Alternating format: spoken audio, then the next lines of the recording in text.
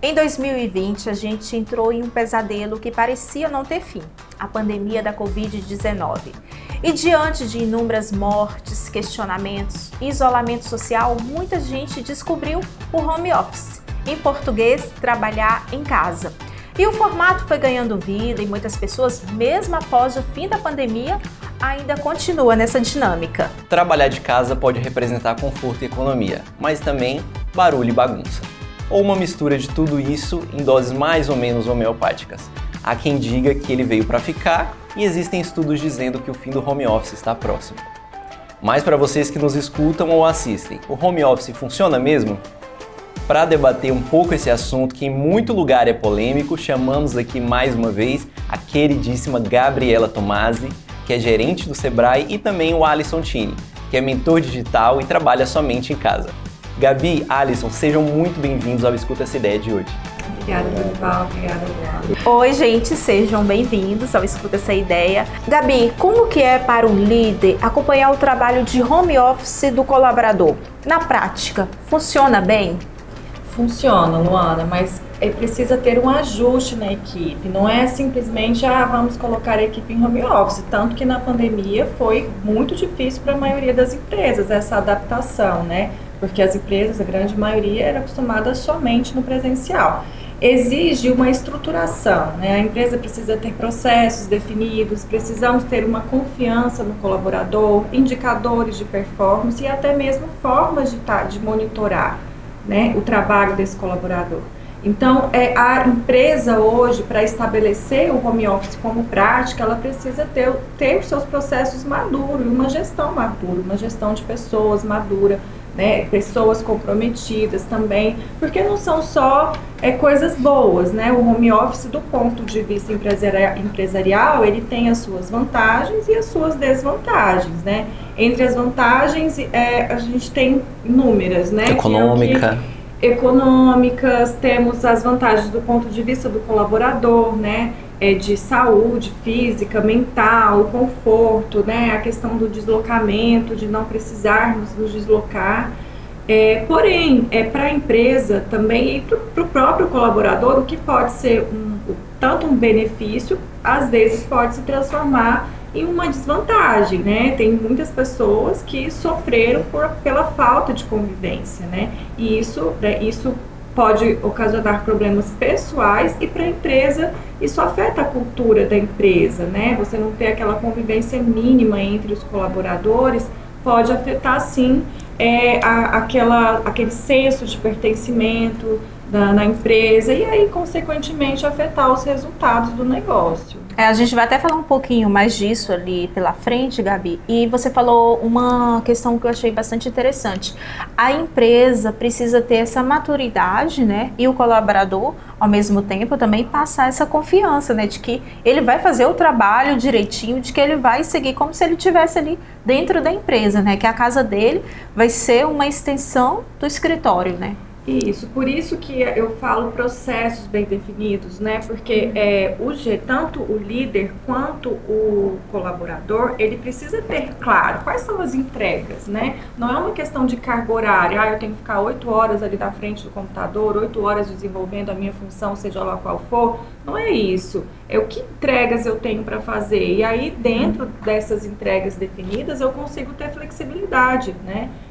Às vezes eu não quero acordar para começar o meu expediente às 8, posso começar às 10, mas em consequência eu não tenho horário de almoço, eu estendo esse horário, mas as minhas entregas precisam estar bem definidas, porque ao final do dia, ao final daquele período, eu entreguei isso para a empresa e eu também me senti produtivo, né? Eu tenho toda aquela relação ali de entrega e de confiança que se tem entre um empregador e o empregado, né? É uma troca, né? É uma troca. A gente vê, né, que inúmeras pesquisas apontam que trabalhar de casa reduz o estresse, por causa do trânsito principalmente. Traz mais concentração e viabiliza a agilidade ali das demandas. Para você, Alisson, isso tem funcionado bem? Por que trabalhar de casa tem sido tão produtivo? Você que está há 5 anos nesse formato híbrido. Então, para mim, inicialmente foi bem complicado, porque eu tive que mudar totalmente o ramo de atuação. Eu trabalhava como produtor de eventos. E depois que estourou a pandemia, veio um boom informações e eu não poderia mais trabalhar com tanta gente. Eu tive que me limitar a trabalhar home office. E no formato que eu escolhi foi estudar para ensinar outras pessoas a entrar nesse home office também. Então eu ensino jovens, pessoas até de idade também, a trabalhar na internet através vendendo produtos online. E inicialmente foi um pouco complicado porque eu tenho 3 crianças em casa, então foi para combinar um pouco barulhento, né? Mas hoje em dia eu consigo controlar um pouco mais e a segurança de poder ficar em casa, né, é muito melhor, muito compensa, né? Então, mas aí você teve que desenvolver essa sua agenda, digamos assim, ou foi tranquilo? Você pensou, não, eu vou sentar aqui diante do computador e agora eu estou trabalhando? Ou não? Foi assim, os primeiros dias, teve toda aquela adaptação, como é que foi para você? Então, teve que ter uma adaptação, né? Então, eu fui combinando com a família, as crianças ficavam ali do lado e depois que entenderam que ali era um serviço e ali que estava levando realmente o pão de cada dia, aí começaram a respeitar um pouco mais, fui combinando e foi se ajustando, né? Hoje em dia eu monto meus horários, né? Então eu falo que tem uma aula 8 horas, aí todos os meus alunos vão 8 horas da noite, vai lá e participa da aula. Então eu tenho essa flexibilidade de montar o horário.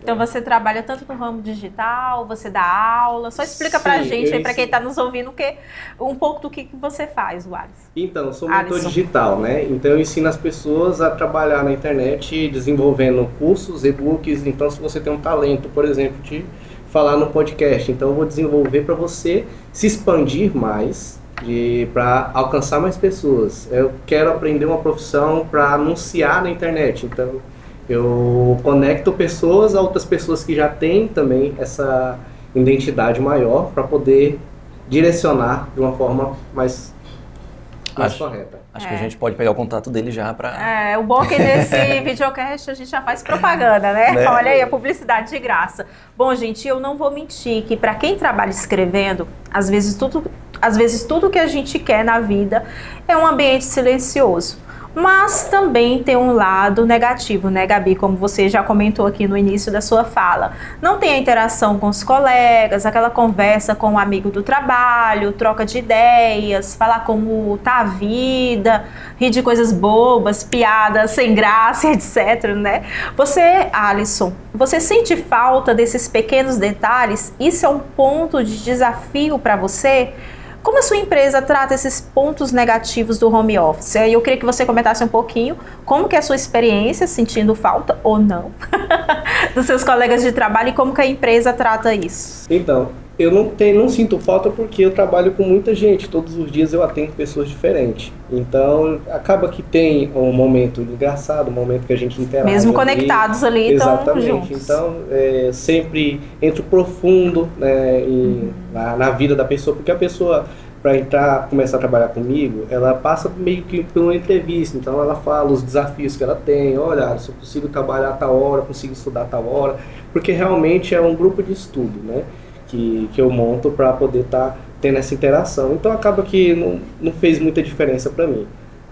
Olha só, gente, ó, quem tá ouvindo aí, o Alisson, que já trabalhou com ele, sabe que ele sente zero falta de estar lá pessoalmente, brincadeira. Mas, se você disse que funciona bem, né, eu acho que o que vale é isso, né, funcionar bem. Se tá funcionando bem, se tá tendo produtividade, se de repente tá fluindo bem tudo, não tem porquê, né. É se adaptar, né. Exatamente. E nesse processo todo a gente tem que ter cuidado para não ficar ali também sem atualização profissional, né, por conta ali dos processos gerenciais da empresa. Então, por estar distante da equipe, precisa a gente ter cuidado porque é uma linha muito tênue.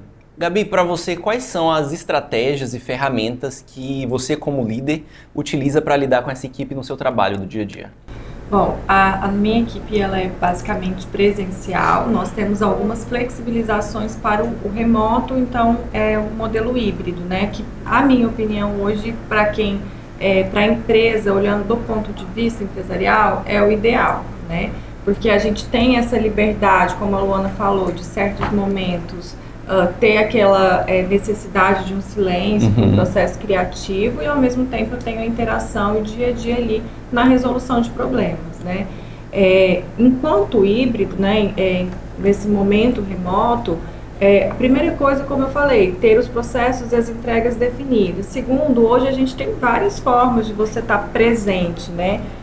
As próprias ferramentas de videochamadas, né, permite que você esteja ali o tempo todo, se você quiser, se você precisar daquele contato. Então, nós usamos muito Teams e tem Zoom, enfim, tem também as ferramentas de controles de tarefas, como Trello, o próprio Teams também tem os planners de trabalho. Então, eu acredito que isso já seja o suficiente, desde que você tenha ali tudo muito esclarecido como colaborador e saiba também qual é o momento ideal de mantê-lo no presencial e mantê-lo, né, ou possibilitar que ele esteja remotamente atendendo ou cumprindo aquele dever. Muito o feeling da liderança também, né? Esse é um exemplo. Agora, tem empresas que já colocam isso como regra, né? Estabelecem escalas, né? Ou até períodos em que o funcionário não precisa vir até a empresa. Então, depende muito do tipo do negócio, né? Do momento empresarial e como isso é tratado, né? Pela liderança da empresa, né? Quem toma cria o direcionamento estratégico, enfim, do negócio. A gente viu um movimento, né, pós-pandemia, onde empresas grandes de mercado, né, não retomaram para o presencial, mas que hoje já estão retomando, né? Então, empresas grandes de inovação que hoje estão acabando totalmente com o trabalho remoto. Porque acredito que falta esse equilíbrio, falta esse contato, né, falta essa... não é que só através do contato físico você tem um processo criativo, mas a gente consegue ver na prática que você estando presencialmente com um colega, às vezes você identifica e resolve problemas que lá remotamente você não teria aquele contato, né, para identificar e poder tratar aquilo ali. Fora os outros, né, a questão de cultura, de pertencimento, como eu já falei, né, até a questão por parte de gestão de pessoas também, né? Porque, como eu falei também, é um benefício, mas também tem muitas pessoas sofrendo pelo isolamento, sim, né? A gente aqui em Palmas, Tocantins, nós não temos problema com trânsito, né? Ainda é uma realidade de outros municípios. Então, a gente ainda não tem essas desvantagens que uma grande cidade tem de ter que ir presencialmente todos os dias, né? Então, acho que a gente pode ter mais liberdade para tomar essas decisões baseadas no que a empresa precisa, no que é mais produtivo para executar aquela demanda, enfim, aquelas entregas. Deixando bom para os dois, né? Para os dois. E eu estava até conversando com a Luana que em 2024 muitas empresas que atuam somente no home office estão anunciando ali a volta ao presencial. Então, mesmo que seja por algumas vezes na semana, isso está acontecendo. E algumas das justificativas é a desconexão com a empresa, a falta do desenvolvimento profissional e por aí vai. E assim, quando a gente fala de custo, por exemplo, né, reduz custo tanto para a empresa quanto para o colaborador. Porém, a empresa também tem outros aspectos que precisa se preocupar quando ela, né, se ela estipular uma prática total de home office. Ela precisa, por exemplo, se preocupar também com a ergonomia, né, daquele colaborador. Ela não sabe, uma coisa é você ter o funcionário ali trabalhando no seu posto de trabalho, né, com uma mesa, com um computador, tudo adaptado. Outra coisa é aquele funcionário trabalhando em casa, né? Às vezes ele não tem uma estrutura. Nós moramos num lugar super quente, então ar-condicionado não é luxo, é necessidade para você trabalhar bem, né? Para você estar ali, né? Ter um ambiente confortável para você entregar. Então, isso é algo que tem que ser olhado, né? Será que as empresas hoje, né? Será que essa empresa que pensa hoje em estabelecer um home office devido à sua atividade, ela tem condições de adaptar esses ambientes de trabalho, fornecer um ambiente produtivo para aquele colaborador? Então, são vários aspectos. São vários contextos, né? Por isso que eu acredito que o híbrido é o ideal. Você tem a flexibilidade, né? Permitindo que o colaborador, né, tenha ali aqueles seus momentos mais reservados, mas não deixa de ter também a troca no presencial. Perfeito. No entanto, pesquisas sugerem que o home office pode ser uma opção que apoia um ambiente de trabalho melhor e mais flexível, como já discutimos aqui nesse programa. Bom, gente, o nosso papo foi ótimo, mas nosso tempo acabou. Gabi e Alisson, você vê que é bem rapidinho isso aqui, né? E mais uma vez, muito obrigada de coração por vocês estarem aqui. E mais uma vez, Gabi, não escuta essa ideia. Alisson pela primeira vez, mas espero que venha mais vezes participar conosco. E é isso, gente. Muito obrigada. Obrigada, gente, pela oportunidade. Estamos à disposição. Gente, é isso. Eu queria agradecer a oportunidade de estar aqui, esse bate-papo maravilhoso. E é isso. Obrigado. Obrigada a todo mundo que nos ouviu ou nos assistiu até aqui. Temos ainda muito assunto importante e sério pela frente, mas claro, sempre debatido de forma leve. E para vocês que nos assistem ou nos escutam, continue nos acompanhando nas nossas redes sociais, no nosso canal do YouTube e nos streamings também. Até o próximo programa e tchau!